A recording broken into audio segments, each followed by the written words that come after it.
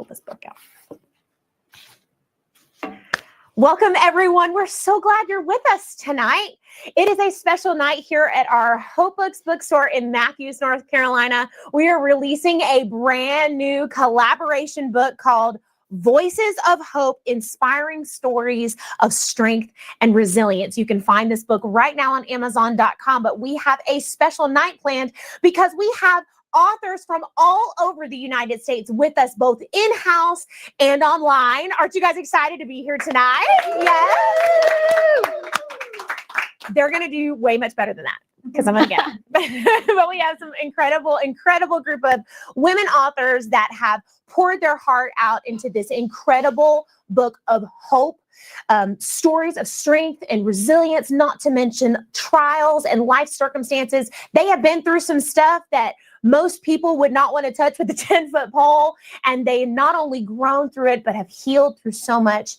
And our heart for this particular publication is that you would find hope in every single page for whatever it is that you're currently going through. As we were going through different things today, workshops, and we also do a podcast as well. Each and every single one of our authors was able to share their heart and a little bit of their story, which they're going to do tonight.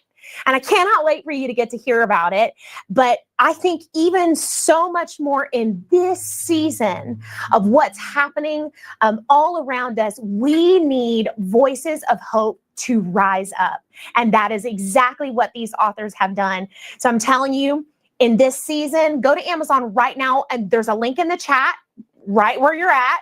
And you can go straight there, grab a copy for you, grab a copy for some friends. Great book to do a Bible study with, for you to be able to spend community and relationship with people as you're going through the process of healing and needing that hope for tomorrow. So we're going to jump into meeting each one of our authors tonight.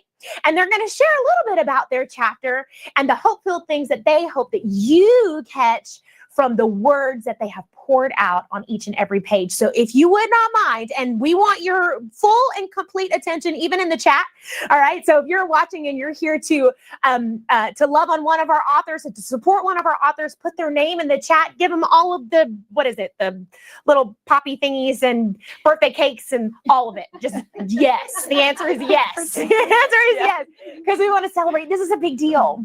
This is a big deal. When it comes to publishing, many people who set out to publish never actually get a chance to do that. And they've done the hard thing. And we're so very, very proud of them. So would you mind bringing to the attention of the room, everyone give it a big shout out for Andrea Fisher. Hello. The room loves you, my friend. The room loves you. You win as the best studio audience on the planet. If you're watching, fill up the chat because I said so. All right. Your chapter is called When God Doesn't Move the Mountain. Yes. Bliss. Why don't you share a little bit about your chapter with everybody watching tonight? Yes. So I had a couple miscarriages. And, when you start planning for a family and you find out you're pregnant, the first thing you think about is, what are they going to look like? We got to go shopping for all the cute little baby clothes, and where are they going to sleep? Like, what are we going to name the baby? And you start building all these like hopes and dreams around that child. And so I had 2 pregnancies that were normal, uncomplicated, never had a problem. And then I was hit with my first miscarriage, and you're never really prepared to go into the doctor to see like your baby on the screen. And they tell you, I'm sorry, your baby doesn't have a heartbeat. Oh, no. No. So, that really put me in a really bad place for a while. Went through a lot of hard things, questioning my faith and, God, where are you in all of this? But, we had a lot of support and all of that through that really hard time. And then, we were hit with more miscarriages, and it was a really dark time, but God really showed up in big ways that were really unexpected. Yeah. So, and as we were talking through, I think it was a little bit before our podcast. I don't even think we had started recording yet, but one of the things you were telling me, you really want the stigma that is put out there when it comes to miscarriage to be taken out of the picture. And people talk about it, right? Right. Yeah. For us to have conversations about it. That's part of the healing process. It is. Yeah. I truly believe talking about the struggles that we go through not only brings us closer together, because then other people are like, oh, she also went through that. I'm not alone.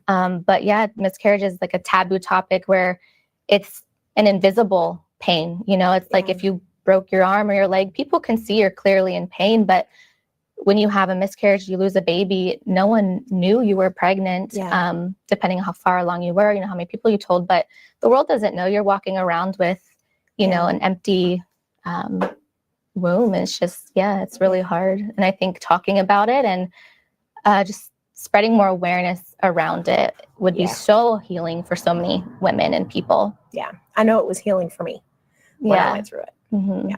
Big time. So what is one hope-filled thing you would love for somebody watching right now to get from your chapter? Well, my chapter's called When God Doesn't Move the Mountain. And, you know, sometimes we find ourselves in life and it doesn't look the way we thought it was going to look. And it's not what we expected.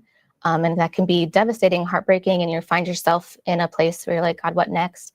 But, you know, just really clinging to the hope that Jesus is and what he gives, that really got me through. And I say, as long as you have Jesus first, he meets you in that deep pain. You know, he's not gone.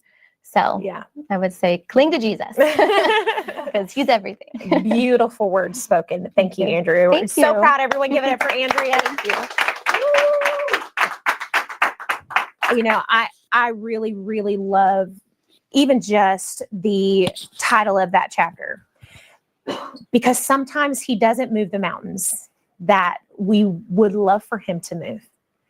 But according to the word of God, everything works for the good of those who are called according to his purpose. And sometimes the mountains don't get moved because that mountain may not have needed to be moved.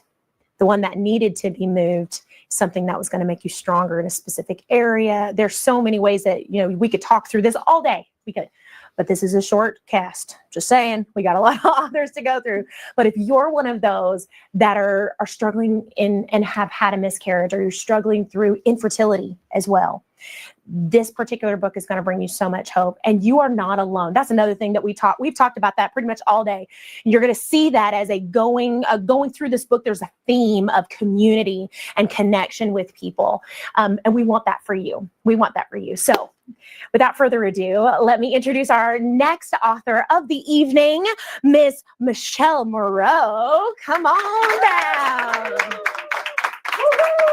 She's working on about 2 hours of sleep, but she's got it. Not even that. Not even that. Okay. So Michelle, your chapter is called Holding On to Hope, the Power of Prayer and Trust. So why don't you tell us a little bit about your chapter? About 6 years ago now, I got that phone call that nobody wants to get, that the cancer is positive. And for me, it was breast cancer.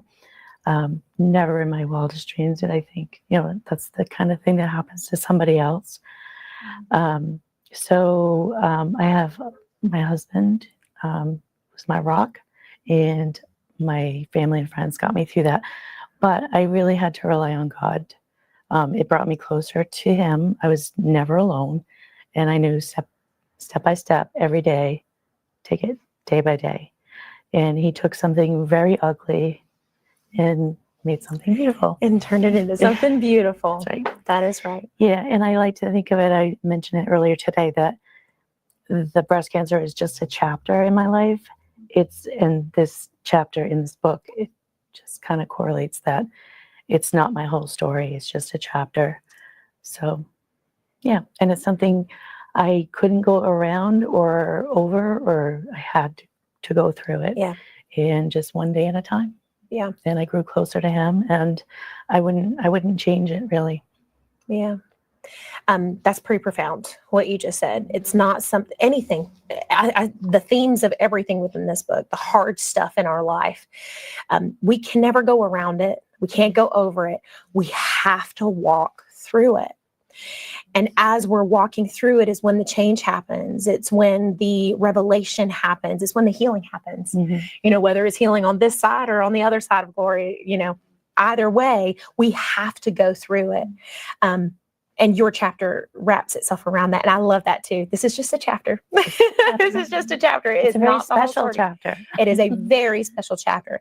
And it's a chapter that not only, yes, you had to walk through it, but so many people are going to be able to glean hope from it from here on out because you shared it. It's something quite beautiful. I might add, quite beautiful. So what is one hope-filled thing you would love for someone watching tonight to catch? I hope that just by reading how God, he was always there with me, that will help them to know that they're not alone. Yeah. He is there, and he just wants us to reach out. That's his one wish, and that's what I did, and he got me through it. Yeah. And we're so glad he did. And now you've shared your chapter of your life with all of us. So I'll give it up for Michelle.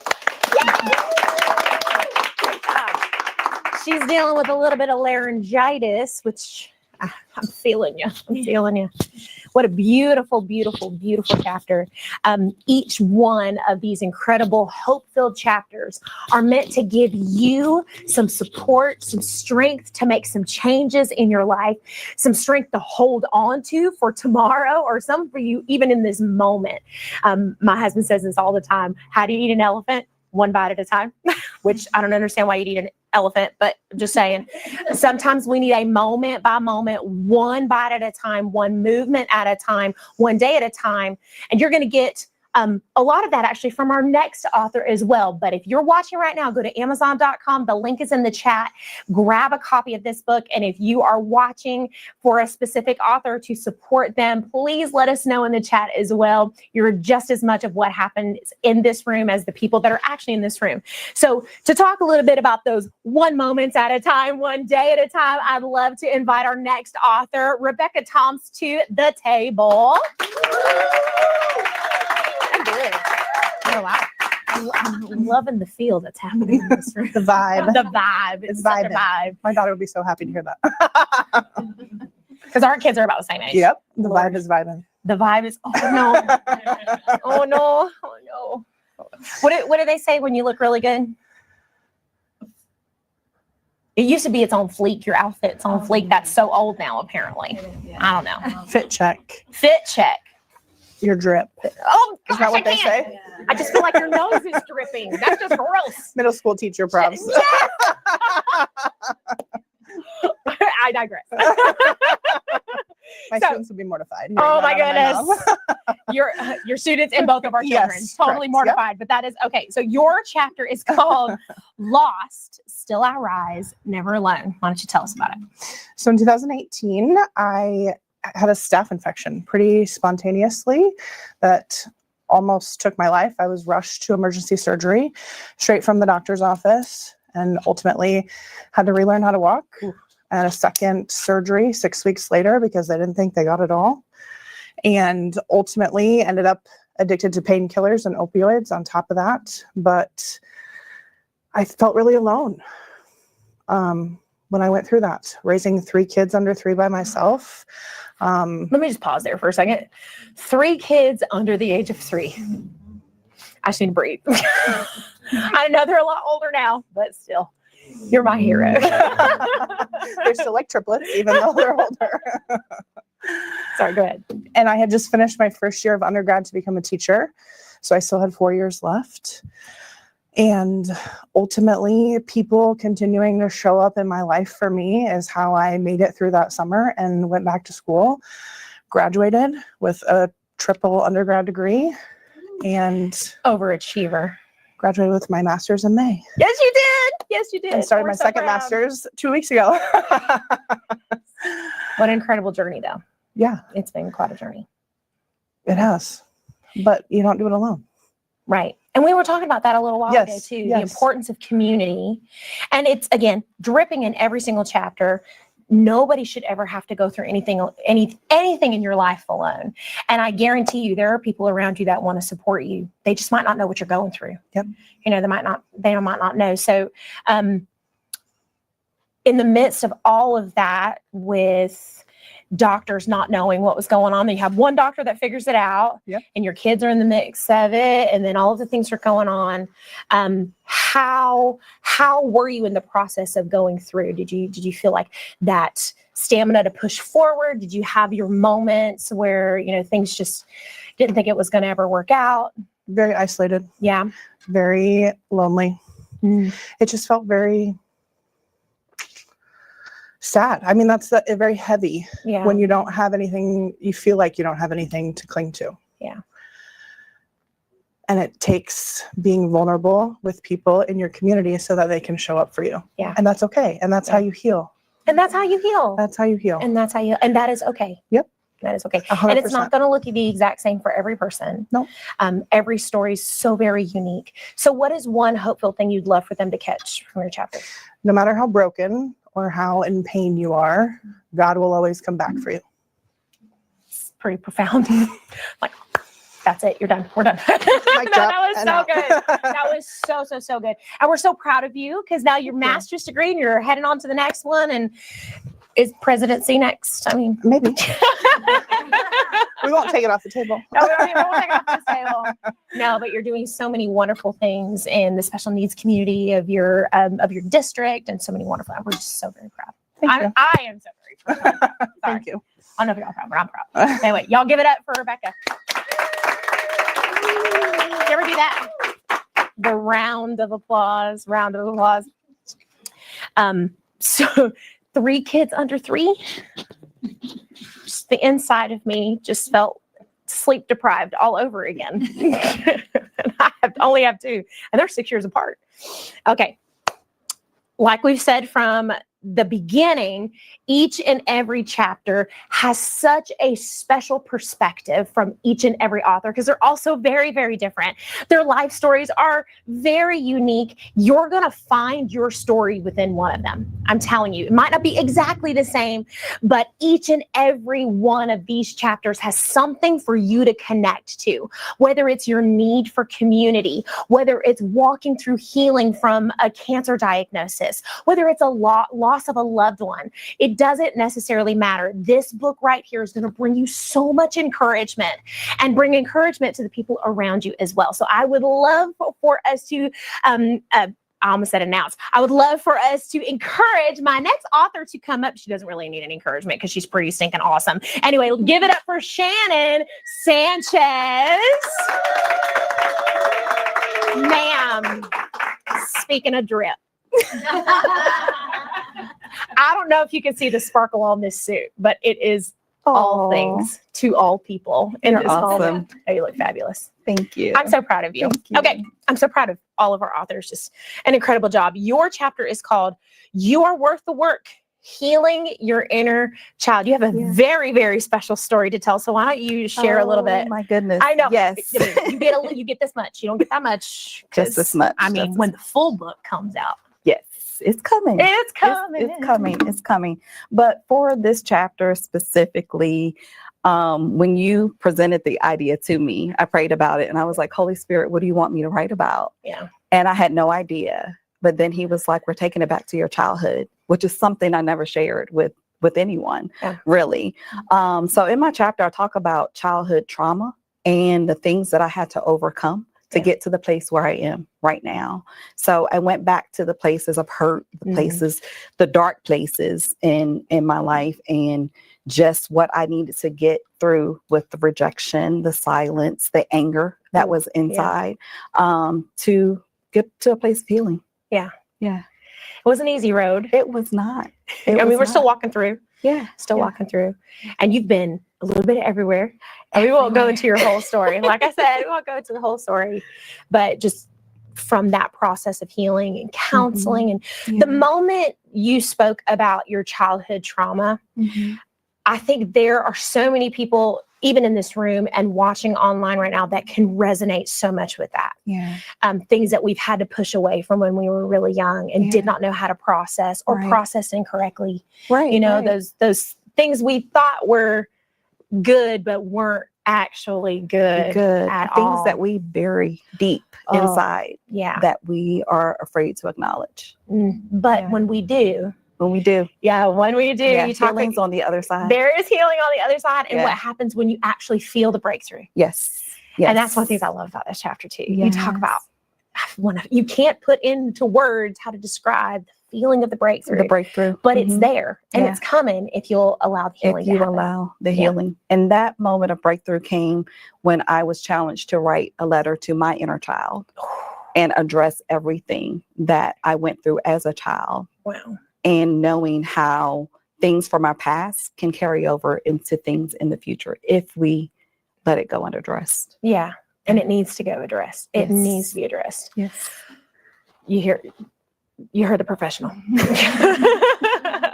But what is one out of all of this? There's so many things that are just not only hope-filled, but so many beautiful things for us to cling to. But if you could choose just one, what would you want someone watching tonight to catch? One thing that I would say is that freedom is possible.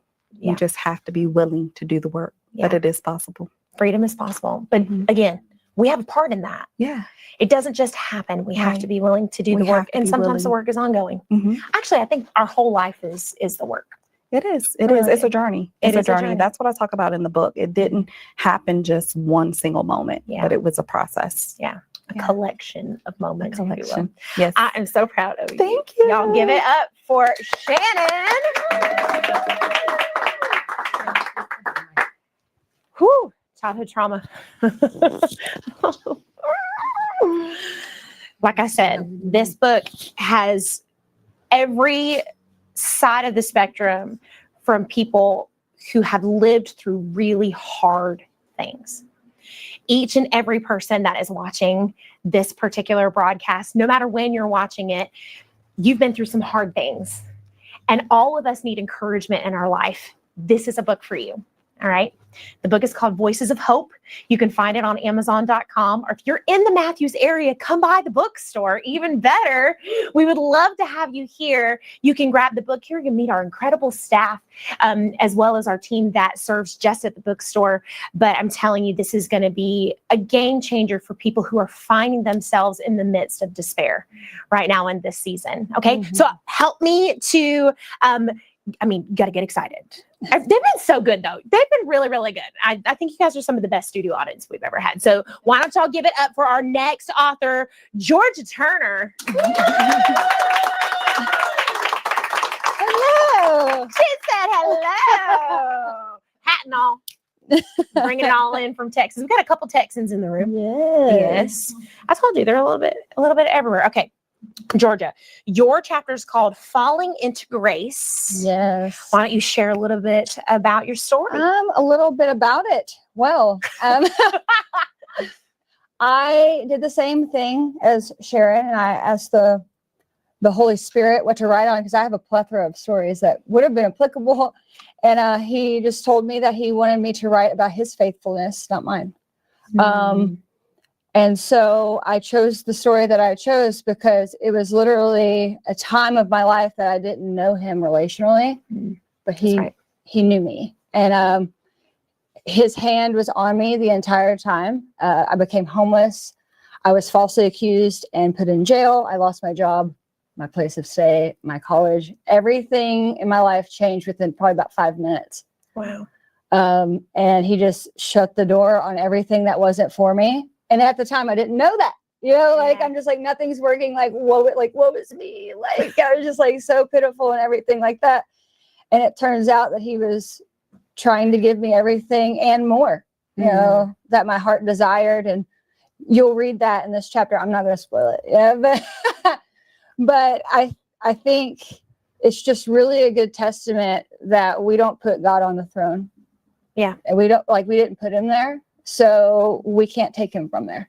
Yeah. And that he loves us so much that he sees us even when we don't even look for him. And my story, particularly this one, is a really good testament to that. Yeah. I'm not going to tell you anything. Other than that, I was homeless and now I'm not. Now I'm a business owner and I wasn't, and all of this stuff. You say that so nonchalantly, like it's not a big deal. I was homeless and now I'm not, and then I'm a business. God is he's so faithful. He's so faithful. And I love what you just said. He was faithful even when I didn't know. him, Mhm. even when I didn't know him. Yeah. Just because we're not at a specific place doesn't mean that we are still not his kids, Right. right? We're still his children. We're still the apple of his eye. Mhm. And he's Yes. still watching out for us. And sometimes that means going to jail Yeah. to get you out of the place that you're in so that he can get you to the place he's called you to be. And, you know, now your family has grown and you're in different places. You know. got wonderful things happening, ministry, school, the Yes. whole 9 yards. And I think your chapter is a testimony that anyone's story can be rewritten, Mhm. that God can rewrite anyone's. Dadgummit, I didn't bring tissues up here, man, every time. But it's a testimony that there's no place that you can go that you're too far gone. Mhm. What was it even that David wrote in Psalms that even in hell, like even in hell you're with me. Yeah, Like you're with me. Thank you. even if David were to go to hell, like God would be there. Yeah. And so, I mean, that's as far as you can On get. the mountain, you're with me. In the valley, you're with me. If I make my bed in the depths of hell, you're there. Yeah. And it's so true. And if you could, from your perspective, because, you know, you and I could talk about this all I day long, know. talk about the faithfulness of God. In fact, I feel like that's even my own life story of how faithful God has been when I have not been. Mhm. When I have not been faithful, he's stinker. He is always faithful. He's always faithful. He's always good. He always puts the right people in your life at the right time. He'll close. I think some of the biggest faithfulness, I think it's a little bit the same for you, is he's closed doors that I desperately wanted opened. Mhm. It would not let me walk through them, knowing full well I would not be the person I am right now if it was open. Because I'd have been like, I'm going in. I'm going in. And he said, no, honey, that ain't for you. Right. That's not for you. Yeah. So from your perspective, what is one of the deepest things you would love for someone to get from reading your chapter? I would want to say, because if you would have told me anything of my chapter when I was in it, I would have laughed at you. I would not have believed anything you said, but the Lord is the author of our faith, which means we don't even have to strive for faith. And I think that religion has really taught us that it's a transactional thing. Like God's love is transactional. And it's not, because even when I was doing drugs and I was running around and I was spiteful and I was bitter and I was angry, like so angry, he met me where I was. And I mean, he had a stranger buy me a house so I could live in it. So you could live in it. Right. And I mean, I wasn't living correctly. And I mean, it's not an excuse to live like an unrighteous life, but at the same time, he meets us where we're at, and there's freedom in that. And it's a relational journey. Yeah. And I mean, the scripture says that the righteous fall 7 times and they get back up. So you don't have to have the answer. You don't have to have the end of the story. You don't have to know it all, honestly. Yeah. You just have to take the next step. And I just want to encourage anybody watching that you might not have the full picture, but all you need is the next move. Yeah. You just got to get back up. Yep. You just got to try one more time. Excellent. So, Awesome. Thank you, my friend. Y'all give it up. thank you. I cried on the book. Now it has a tear mark, and that's okay. That's okay. Thank you. Thank you, Mike, for getting those for me. I appreciate you. Okay. For our last in-house author, and then we're going to go online because we have some incredible authors online as well. Would you please welcome to the table Ms. Eva Gordon?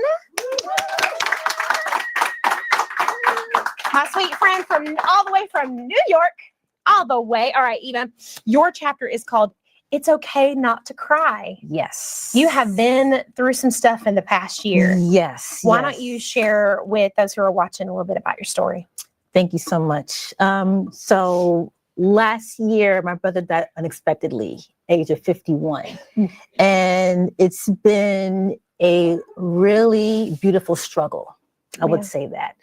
And I speak about how grief is many colors, different ways of grieving. And I've yet to cry about his death, but I think through my own, God gives you tools. Yeah. God gives us earthly tools to heal through the healing journey. And whether it's therapy, prayer, Bible reading, exercise. You get things to really start the process. So, but I think for me, I want to stress the importance of community. Mm-hmm. That's good. And not going through anything alone of that nature, because my brother was not in the hospital, didn't have any major illnesses, just God called him home. Yeah. And so leaving his wife and daughter behind, a 9-year-old daughter, his wife. So it's very hard to understand God's plan. Yeah. And all we have to say is, God, you know what you're doing, and trust it. And that's really been hard. Really been hard. I think that's hard for everyone. Yeah. You know, I heard someone say, and I want to say it was probably Craig Rochelle. He's one of my favorite leadership authors. It said, in today's day and age, there is no guarantee, whether it's you're working for someone or someone in your family, that there is a trust factor there. That we are now at a day and age where the word trust is almost non-existent. And what does the Lord ask for us to do? Trust. To trust him. He asks us to go counterculture. Yes. Counterculture and trust a true living God who we can't see with our eyes. Yes. We have to know without a shadow of a doubt that he is in it no matter what it is. And the only way we can build that trust is through relationship with him and through relationship with believers. Yes. And how important community is in building that trust. Yes, definitely. So very important. So in the midst of your story, really, I mean, it's fresh. It's still fresh. It's still fresh. It's still fresh. For those of you who have just gone through the loss of a loved one and it's still fresh, even knows what you're going through, you need to read this particular chapter. Barely a year ago. Yes, a little over a year. Yeah. June of this year. June of last year. Yes, nothing actually wrong with him at all. Just here one moment, and gone the next, and gone the next. So if you could give someone who's going through what you've had to go through the past year, if you could give them a piece of advice to bring them hope, what would that be? Wow. I think it's asking for help is strength. That's good. Oh, that's so good. The strength in wanting to be in community and being in connection with each other. And I thought of us, we have to be strong by ourselves, but be mindful of being hand in hand, calling and boundaries and just saying, talking, just that connection. And we're created to be humans as being social. We're not meant to be alone. We're meant to be social. We are. And not go live in isolation, but live in community with others. Yeah. And as we're building that trust with our Heavenly Father, we're actually doing that in community with one another. Yes. Exactly. When we say things like, I need help. Yes. I cannot do this alone. We were never meant to. What a beautiful, beautiful chapter. Thank you. Y'all give it up for Eva. As you can tell, lots of beautiful, wonderful stories when it comes to this incredible book called Voices of Hope, Inspiring Stories of Strength and Resilience. So right now, we've got two of our incredible authors online from, I do believe Elizabeth is from Florida, and Leah, we're going to go to you first so you can tell us a little bit about yourself as well. But we're going to invite Leah. Y'all give it up for Leah. Leah's not necessarily able to be with us tonight, but we are so excited that you're actually online and live. And your chapter is called From Tragedy to Triumph. So, Leah, why don't you tell us where you're from, where you're actually tuning in from right now, and then share a bit about your chapter with us. I'm from the Cincinnati, Ohio area. Yeah, Cincinnati. That's like 4 hours from me. We're like neighbors. Why don't you share about your chapter? Yes. Well, I'm glad that I didn't come down there because I ended up getting COVID. Oh, no. Yeah. So that's why I sound a little rough in the voice. But so the tragedy for me was when I was, so I had a series of back surgeries back in 2017. I was recovering from one at an assisted living place, and one of the aides went to pick me up and transfer me and drop me to my knees. And so just crying out to God in pain for many, many months, asking why, and Finally got some relief from the spasms I was having in my legs with a thing called a baclofen pump. And basically, I mean, to the people that, my therapist that I had, through my family, my church, my friends, they really supported me through all that. But the thing that really got me back to, because I wasn't walking after that happened, I was in a wheelchair. The thing that got me back to walking was doing pool therapy, and at a wonderful therapy center we have out here. And so something that I never thought would be possible actually became possible. And so I was able to go to the beach that summer of 2018. And but yeah, it was truly a tragedy. I mean, having to give up my former life, so to say, because of that. I mean, I had to get rid of my apartment, live with my parents, which I still is where I'm at today. They're a huge blessing. But so that's kind of my story and where I've been from that. So Yeah, I'm hearing it from you. The same thing I'm hearing from so many. The importance of community through the process of healing. And I'm with you. We never quite know what is going to be the thing that changes everything for us. For you, pool therapy, something you didn't even think was possible, and now you're at a different place. And what a testimony that is to people who are going through, whether it's bodily ailments, mental health illness, you name it. There's tragedy that has literally struck all over the place. But to find ourselves in the course of meaningful community, and I believe that the place that you're in right now is a place of healing for you. So what are some of the things that you have found have really given you strength in the process of it all? The main thing I think is just being surrounded by a community of those who encourage me and who give me hope, and being involved in Bible studies at my church, whether in person or via Zoom,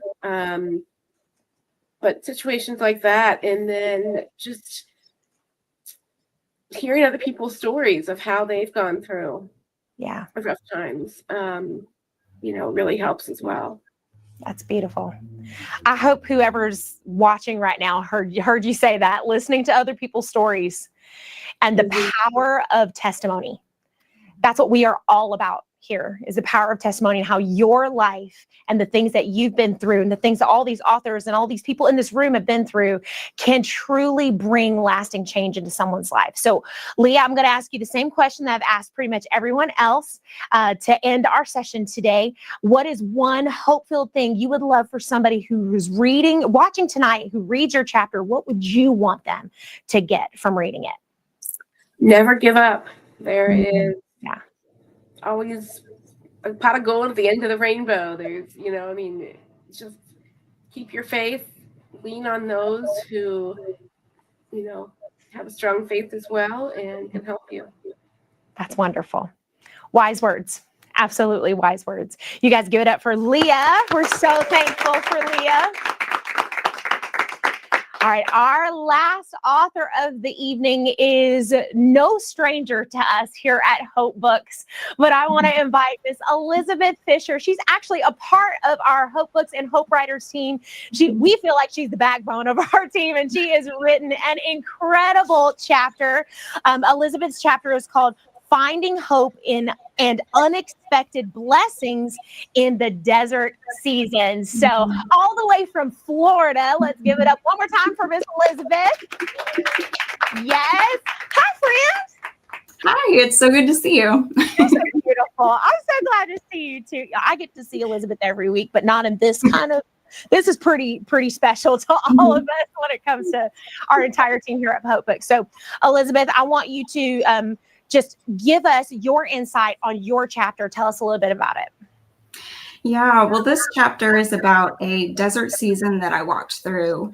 And I think desert seasons can look like a bunch of different things. But for me, this was a season of a lot of hard changes, of loss, of disappointment, shattered dreams. It kind of just felt like it was one thing after another. And in the midst of that, wondering, where do I go from here? And feeling knocked down to the ground by all the things that were happening. And what I didn't realize was that God was doing so much behind the scenes in my story, and that he was using that season in so many times. It took a while for me to figure that out. There was a while where I went to lunch with a mentor, and I remember just telling her, feels like almost everything is on fire right now.